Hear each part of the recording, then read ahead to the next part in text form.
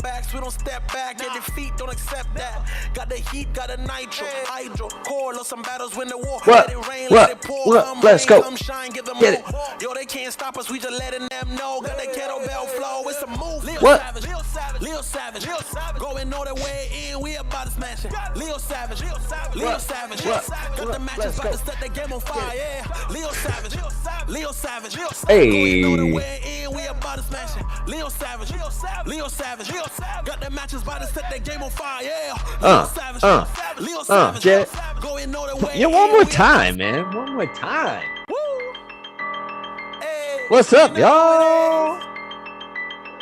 Surf. Leo Savage. Welcome to the early morning Q&A. Going all the way in, we about to smash it. Leo Savage, Leo Savage, Right. got the matches, about to set the game on fire, yeah. Leo Savage, Leo Savage, going all the way I'm in, feeling we it. about to smash it. Leo Savage, Leo Savage, got the matches, about to set the game on fire, yeah. Leo Savage, Leo Savage, going all the way in, we about to smash it. Leo Savage, Leo Savage, got the matches, about to set the game on fire, yeah. Got the heat, feel your face glow. Leo Savage, still mace flow, so seamless, make him feel this. Started from the bottom of the building. From the ground up, locked up. Oh, bounce up. I don't even know my song, man. I don't know it. Let's go.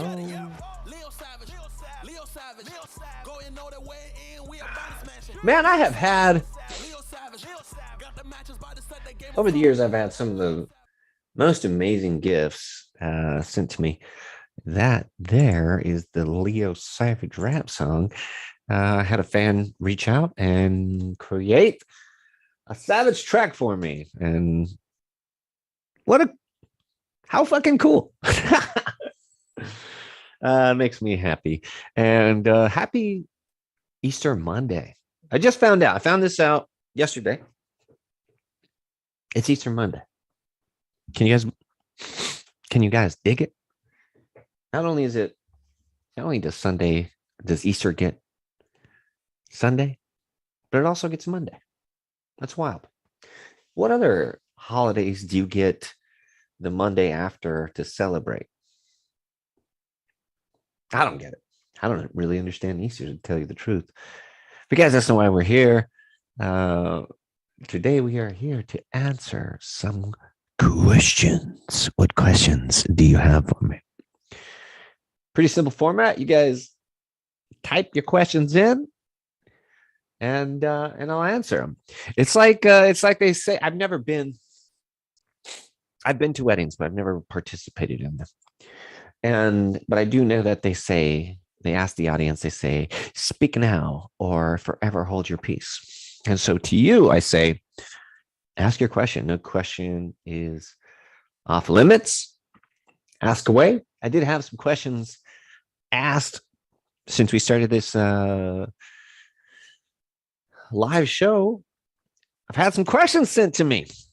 Had a lot of comments. The YouTube audience is totally cool. Thank you guys so much for contributing to my fun and this community. Thank you guys for interacting with me this last week. It's been so much fun. I look forward to this. I wake up, I do my workout. I take that back. I don't work out. I wake up, I go into the garage, and I play for a long time. And I record and create. After that, I do a little edit, and I figure out where and who needs support. I support in those directions, and then I reward myself with some goddamn YouTube time. Question, you guys want to know what's in the cup? Sure. Oh, Eric David Greenberg with a really good question that has been asked. So we'll get into it. I don't want to let all of it out. I'll give you the details that I've been talking about, and I will answer your question. I won't leave you. I won't just talk about the question. I'll answer. When I created Steel Mace Flow, the Steel Mace Flow certification, it was my effort to get the education of the Steel Mace Flow out to the people. And we created that program quite some time ago. When we created the Steel Mace Flow concept, we had to come up with basics. And so I did. I went through the Mace movement vocabulary. I picked out the quintessential moves and created a way for anybody to have access to the moves and for anybody to teach the moves who has gone through the education.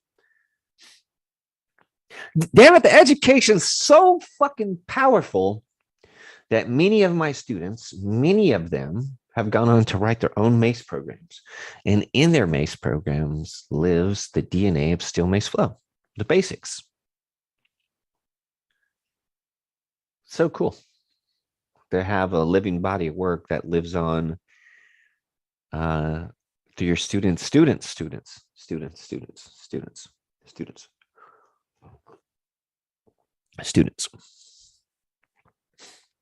And I've been teaching Steel Mace Flow or Mace Movement or the On It Academy Steel Mace program. I've been teaching Steel Mace Flow for a long time. And in that time, the Steel Mace Flow community has evolved. The work that I taught in our Steel Mace Flow Level 1 program was the top of the line in education. It was the pretty girl. And so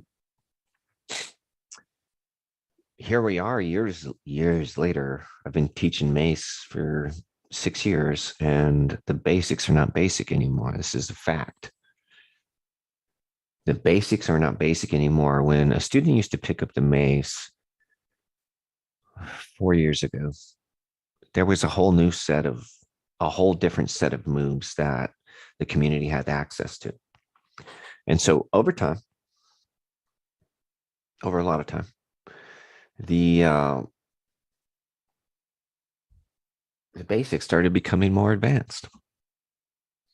And it's like one of the cooler things that I think that I've got to see.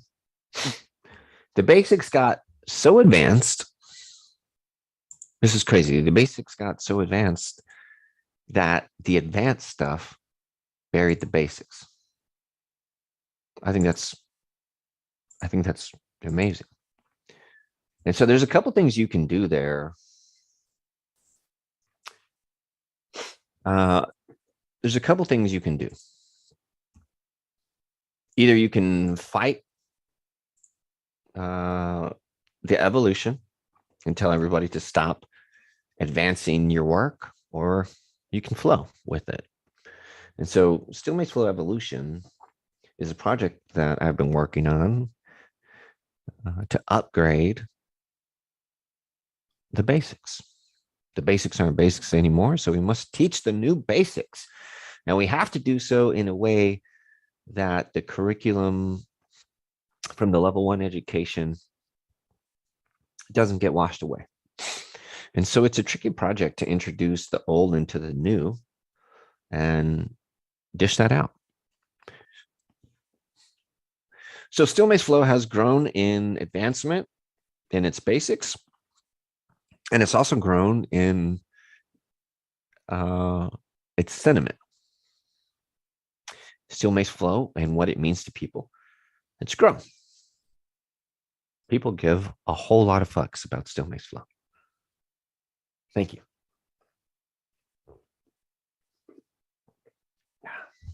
The consciousness around the practice of healing the body and healing the mind, it's got deeper.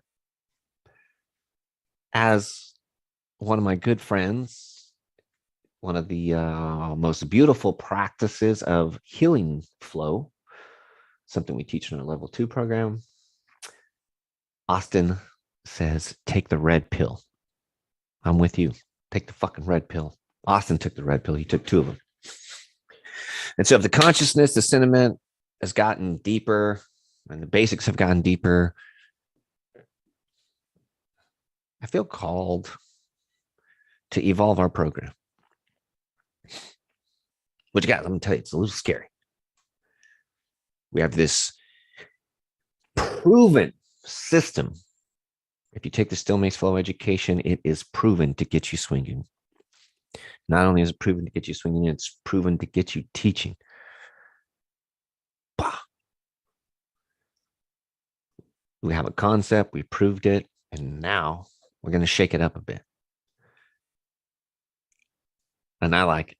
And I motherfucking like it. Still Makes Flow evolution is simply that. It's the evolution of Still Makes Flow. And I have a vision for this guy.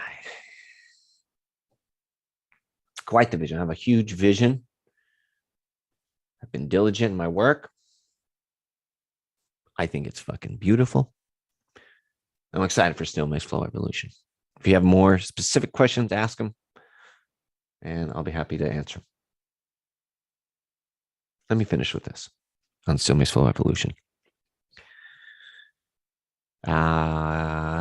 What's the best way to say this? Still Makes Flow evolution is going to be a very inexpensive product. I guess I'll tell you guys now. You know what? Let me just give you some Easter Monday news. And I'm going to answer KS China has a question.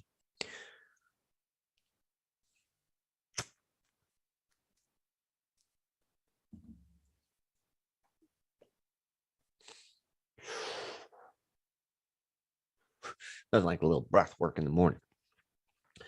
Can you share your thoughts on the divide between efficient, sharp mace training for strength and conditioning versus flow, expression, artistic, maybe medieval training? Sure. KS China has a great question. What are my thoughts on the divide between sharp mace training for strength and conditioning versus flow, expressive, artistic, maybe even meditative training? What's the difference? What's the divide? This is a really good question.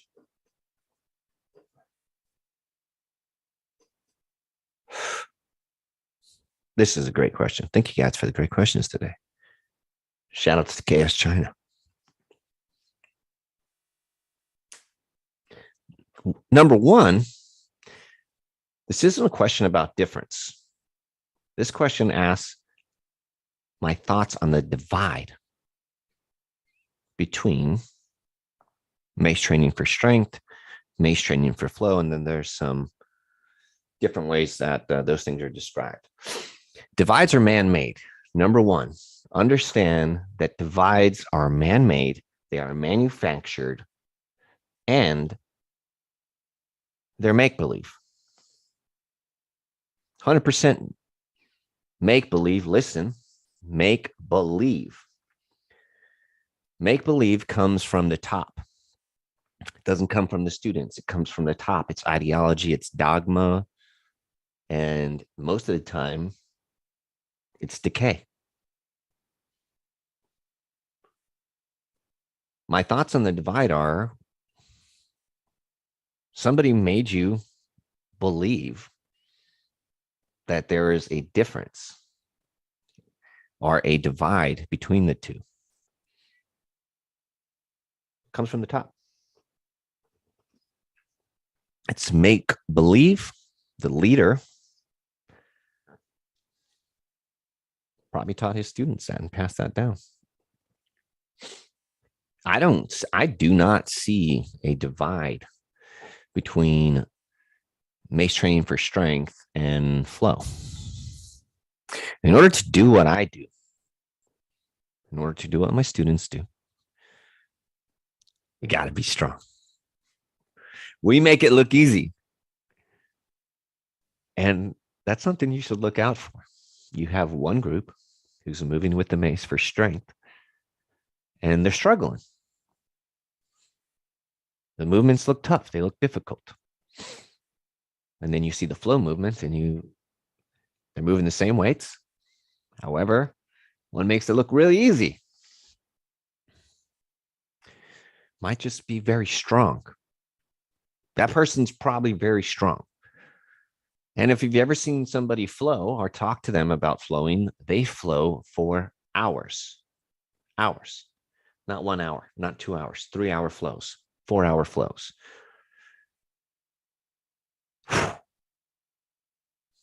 Condition. I don't think there's any divide. I'll tell you what happened. Long time ago, there was a flow guy. He did the flow. People didn't want to associate with divine masculine energy. Originally, the divide started because the masculine mace swingers were offended that somebody was creating artwork with the mace in form of flow, and they disassociated themselves with that. And so that's the divide, man. You know, here's what I know about the divide. And if you're dealing with it, I got some advice for you. If you're swinging a mace for poetry, some people might come at you a little sharp. Best advice I have for you is if you're dealing with some divide issues, is just keep creating. Keep flowing. And keep watching them comment. What usually happens is the people who created the divide, they will find you and they will comment on your videos. And whatever you do, don't be a jerk, because that's what they're looking for. They are looking to villainize what you do and who you are. Don't fight with them. Instead, just keep being awesome, keep doing awesome, keep creating awesome. And this has happened to me a lot. And eventually what happens is one day you'll open up your social media. You'll look at the comments from your post inevitably. And that person who's been talking shit, eventually, because you didn't pick a fight, they will eventually appreciate what you do.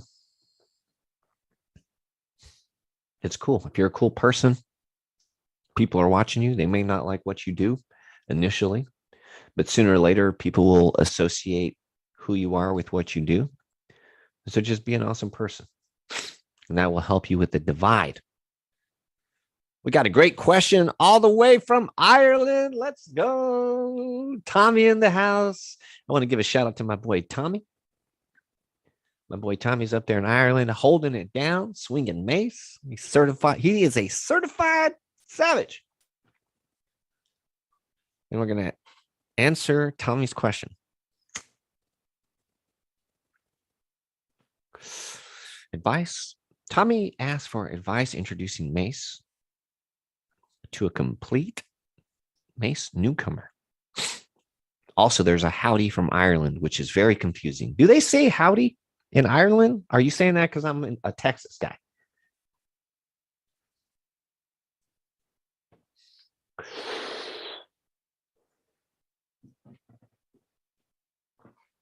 You guys know Jared Michael Thomas? He gave me this tuning bowl. I use it as an ashtray. Makes a cool ring whenever it's my favorite thing. When the house burns down, I'm taking this with me. It'll probably survive the fire. But... okay, anyways. When I was young and coming up in the... guys, listen, I don't have the fucking answers, man. Okay, I know this is a Q&A, but I don't have the answers. I don't. What I have is some experience. I've dealt with some of this stuff before. And so best case scenario when you ask me a question is you're going to get a good Uncle Leo story. I'm good at telling stories. You're going to get a great story. Okay. And I'm going to share my experience with you. That's it. And so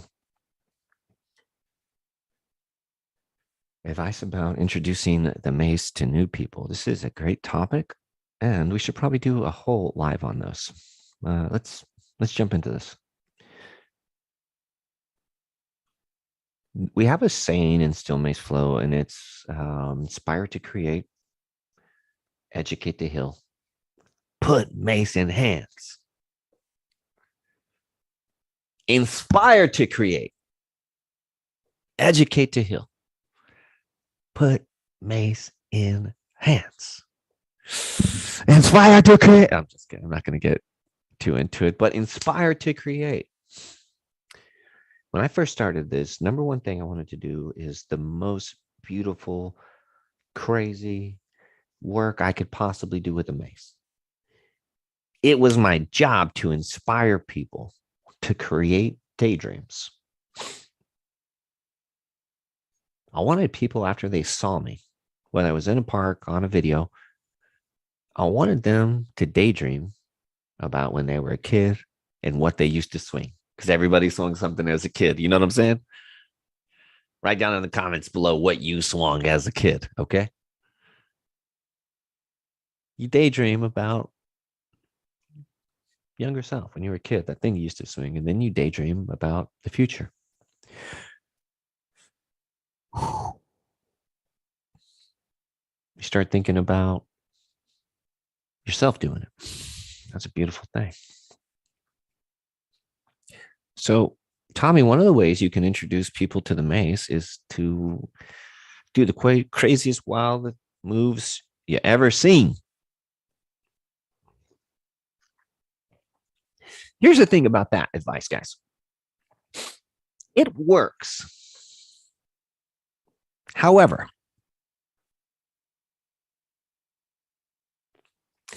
it's not very indoctrinated into the human psyche to walk towards somebody who's shirtless, swinging a mace. We're not geared to walk up to that. Usually when somebody has their shirt off and they're swinging a mace, we run. We run. Not my crew. We get excited. Still, mace people love it, but regular people, it's kind of hard to approach. I was in Amsterdam in the square with Harbert, the Fleming Dutchman. And there are street performers out there. And the street performers, they were being filmed. All the street performers were being filmed.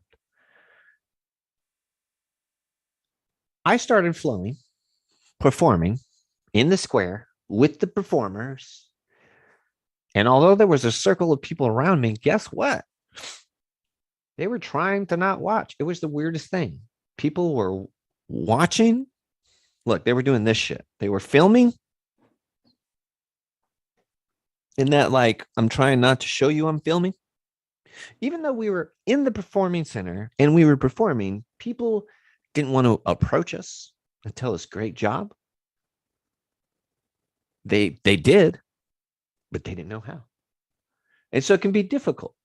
Even though people were there sightseeing, capturing video, people were still sniping us with their cameras rather than just getting the shit on. Every now and then I get somebody who steps out of the circle and approaches me and talks to me. And that breaks the bread for everybody else. And so the beautiful moves can definitely be one way. It will affect the dreamers. When I would go into a gym, and ask them and tell them about what I do and talk to them in gym terms, meeting them at where they're at. Okay. Thanks for the thumbs up. It's got a thumbs up. Let's go.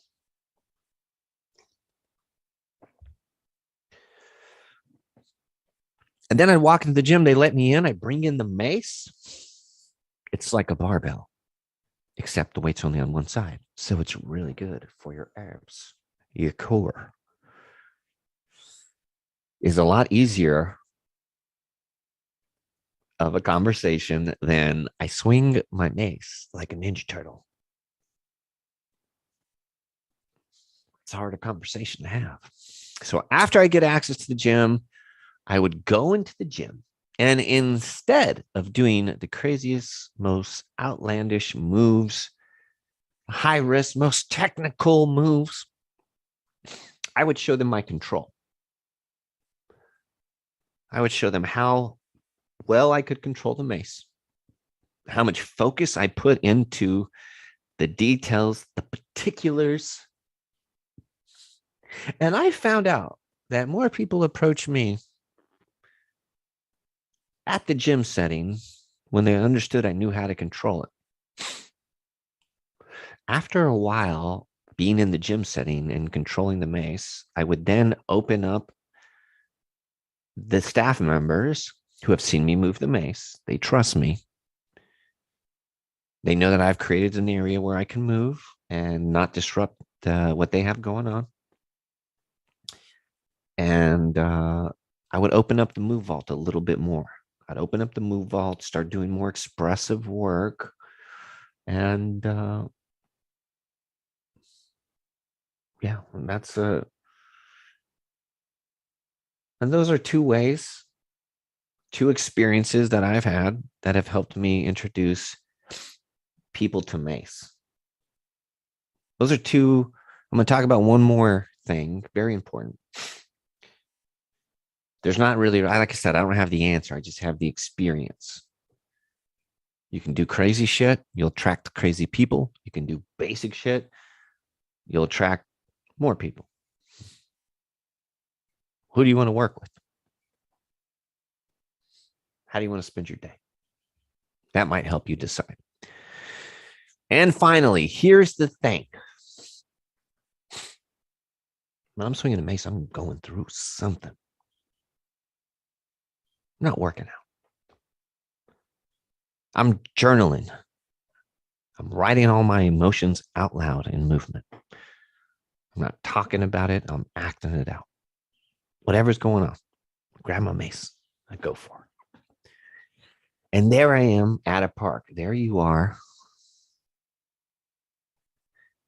You're doing your most connected flow. It's beautiful. It's high level. It's tricky. Mesmerizing. It stops somebody in their tracks. What is that? What's that guy doing?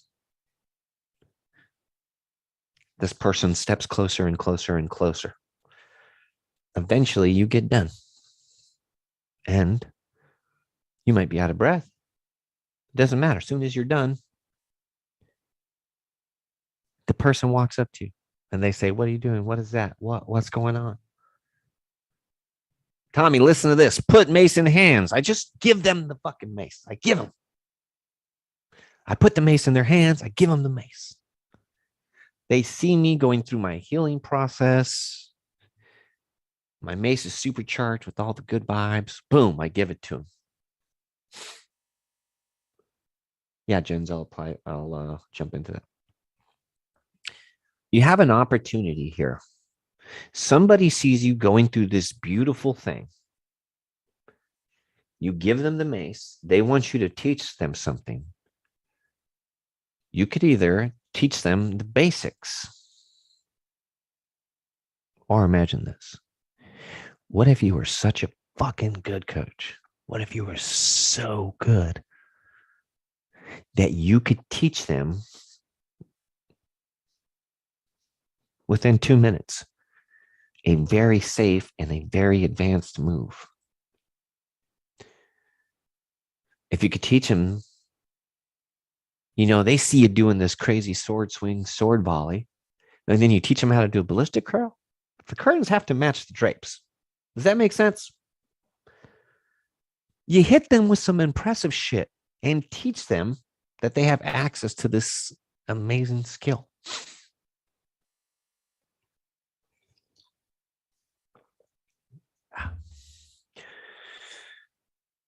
Tommy, be controlled in the gym, be free in the park, and be an amazing coach. Be the world's best coach. Be the world's best coach, Tommy. Number one, don't be better than anybody. Don't compete. All right. I'm the world's best coach because that's what my students deserve, not because I'm better than Tommy or better than this coach or better than that coach. I'm not competing with them. I'm helping move the world forward with them. Be the very best. Bam. I think it's the coffee, man. I'm hyped up. Fucking hyped up.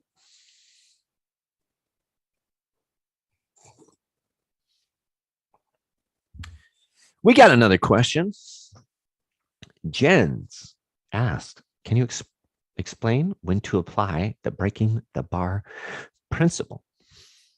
Yes, I can.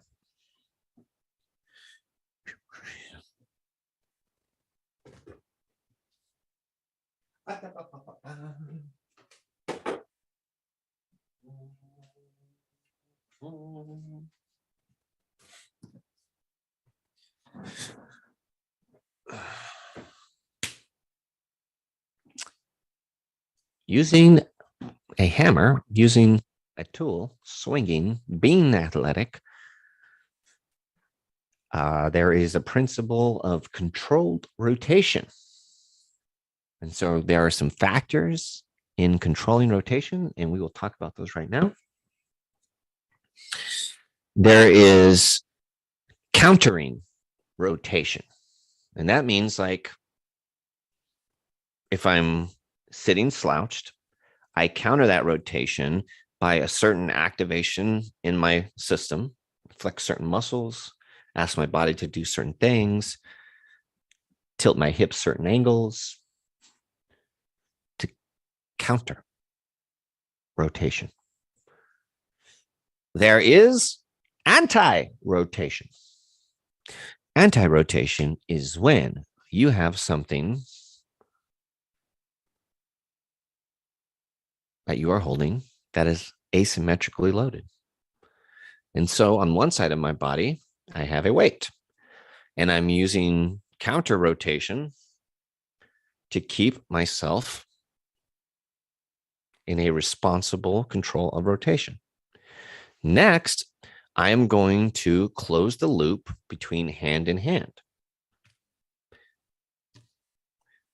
And now I'm going to grip the mace with both hands and apply what's called anti-rotation. Anti-rotation is when you hold onto something with both hands and use a crushing, meaning your hands are powering in, or ripping, like you're trying to rip this apart, tension to create a responsible anti-rotation. And so by me applying torque to the hammer or the mace or the barbell or the kettlebell, I have this thing called anti-rotation. When do I use anti-rotation? Let me talk about the other two principles first. There is purposeful rotation, and purposeful rotation is like I'm pressing. Now I'm going to use a little bit of rotation to create purposeful rotation. Purposeful rotation can happen at the spine. It can happen at the shoulder. It can happen at the wrist. It's anytime I'm choosing to use rotation. Anti-rotation has to do with the tool. Counter rotation has to do with the body. Purposeful rotation is how those connect. And then there's one more, and that is funneling rotation. And funneling rotation is working with, not controlling. And so when do I use anti-rotation? It's important to know that anti-rotation, counter-rotation, and purposeful rotation, they're like the food pyramid. It's a triangle. And if you have anti-rotation here and counter-rotation here and purposeful rotation up here, you cannot do one without the other. Well, I'm sure you can, but I'm not going to get into the specifics of it. When dealing with still mace or still mace flow, however, the pyramid's complete. Real quick, funneling rotation is when you break the rules of controlling rotation and use the momentum, kind of like catapult, how catapult works. All right. When do I use anti-rotation? Let me tell you some benefits of anti-rotation. Anti-rotation is big when you want to build lean muscle. It is a very positive form of strength training. And we'll give you some examples really quick of how to use it. So I've just got a quick little short hammer. This is Maya, the first. I created still mace flow with this. Anyways, long story. So this is not a very big hammer, and I'm pressing out vertically, and it doesn't weigh a lot. It's very easy to do. You can do it with one hand. Gets a little harder. And so what I'm going to do now is I'm going to do a press. And while I'm pressing, I'm going to crush my hands together. If I am driving my hands together, what happens is you get a flex in the pecs. And so what I'm doing is I'm creating activation during the press to simulate what it's like to carry a heavier weight. I'm creating more stress throughout my system. I hold the hammer, I crush, and press.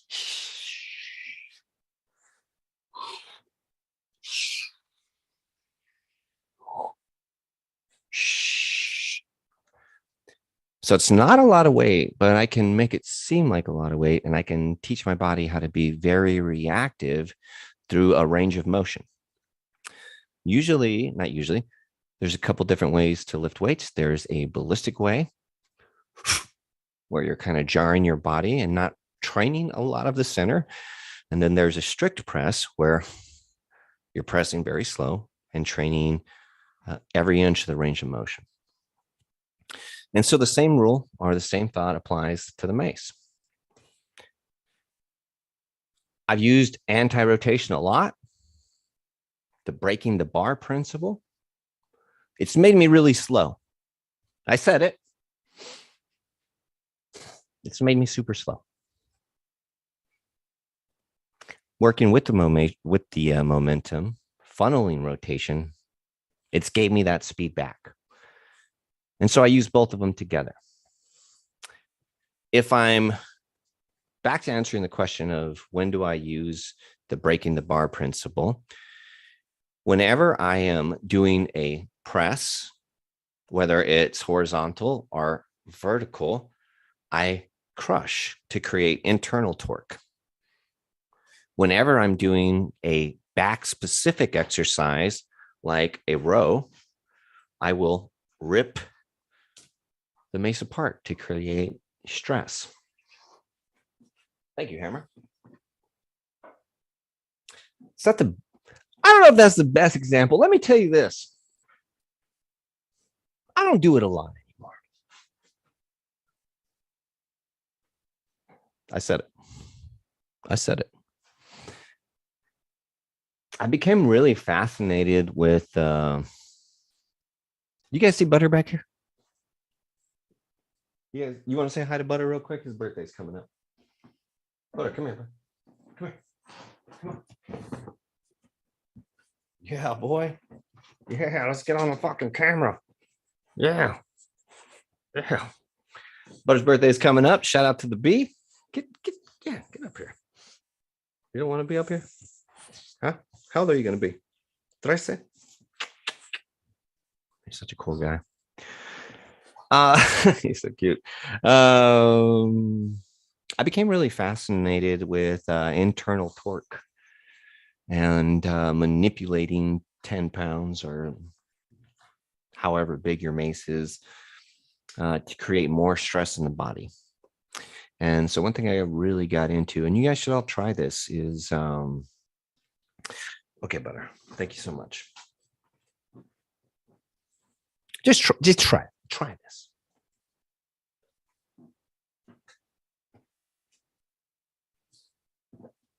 I was asked about the why I use 10 pounds video. I had so many questions about that. So I'm glad I had an opportunity to demonstrate this. If I hold the hammer like so, I feel the weight of it. I mean, I feel it in my lat, I feel it in my shoulder, I feel it in my chest. One of the ways I can create more stress to the system is to put both hands on the mace and create some type of activation or tension. Okay, well, that's not how things always work. All right. I can't always put two hands on things. And so if I want to amplify the weight of the hammer, what do I do? I think everybody knows. You press your arm out. Now it feels heavier. Okay, now again,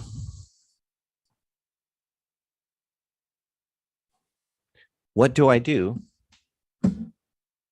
to make this heavier besides pressing? The next thing I can do is tilt the mace forward. Oh, and now it's very heavy. And so you'll notice I do a lot of work from the middle of the mace.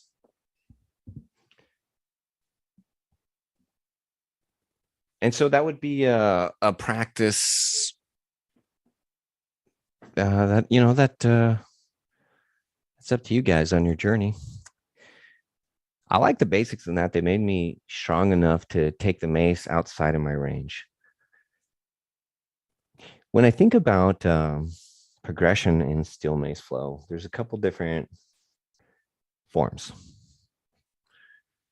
There's the progression where you go up in weight, and then there's the progression in skill.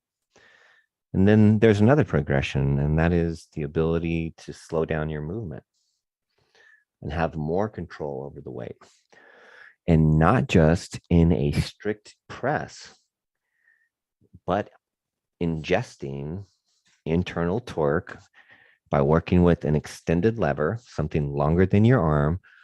Man, it's a hell of a drug. And it's a very powerful thing that the mace does. I don't think anything else does that. Maybe there is. I don't know. Guys, the Q&A, it's over. We put some time in. We had some good questions.